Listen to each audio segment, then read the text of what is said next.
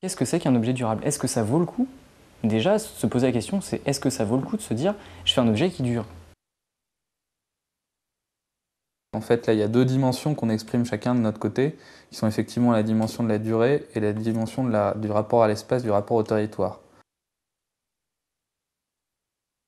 Est-ce que c'est bien ou est-ce que c'est pas bien? C'est aussi une question de fond. D'ailleurs, je te la pose aussi la question. Est-ce que on peut pas dire ok, on sait qu'un objet ne dure pas, et ben on le fait très court volontairement, on assume qu'il dure pas, et il est fait pour ça, et on vit comme ça. Et même la conception, mais là tu pourras me contredire, je sais pas, de ce que c'est qu'un objet durable, en tout cas pour le grand public, c'est un truc qui est vachement galvaudé, faussé. C'est durable, ça veut dire c'est durable, c'est environnemental, il y a plein de mots. Il y a tellement de mots que ça veut plus rien dire en fait. C'est comme quand on dit éthique. Et le mot il est tellement utilisé que ça veut plus rien dire. Alors que non, la question de fond, c'est pas est-ce qu'il dure ou est-ce qu'il dure pas, c'est voilà, c'est est-ce qu'il est juste qu'il dure une semaine, est-ce qu'il est juste qu'il dure 6 mois, est-ce qu'il est juste qu'il soit toujours là au bout de 5000 ans. Les questions, elles sont là.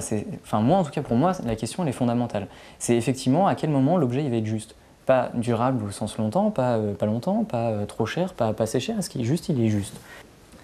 Donc, par exemple, un projet qui s'appelle Occidorient, qui est un tapis que j'ai réalisé cette année.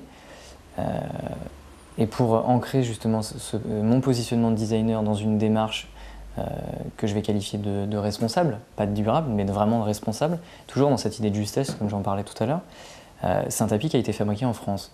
Il a été fabriqué en France dans une des dernières entreprises en Europe qui a le savoir-faire pour réussir à le faire. Je pouvais partir en Chine, c'était 15 fois moins cher, je ne l'ai pas fait. Je pouvais partir au Maroc ou ailleurs, il y avait d'autres pistes. Mais non, j'ai décidé de le faire en France. Ensuite, l'usine de tapis, historiquement, elle s'est placée au milieu où il y avait des sources de laine en fait. Et donc du coup, j'ai utilisé la laine qui était dans un rayon d'à peu près 4 km. Donc toujours dans cette idée de responsabilité. Après, c'est un tapis qui est noir et blanc. Dans les choix matériaux, je me dis ok, c'est noir et blanc. L'industriel vient vers moi, me dit voilà, est-ce qu'on fait un blanc qui est totalement blanc? Je dis ça paraît sympathique comme ça. Et il m'explique qu'il est décoloré à la javel. La réponse de ma part, je dirais bah non, on va pas le faire totalement blanc, c'est pas grave, il sera un peu écru, mais tant pis, il sera décoloré aux UV et ça me va plus, je me sens plus sain par rapport à la démarche, par rapport au tapis, par rapport à la quantité de laine utilisée.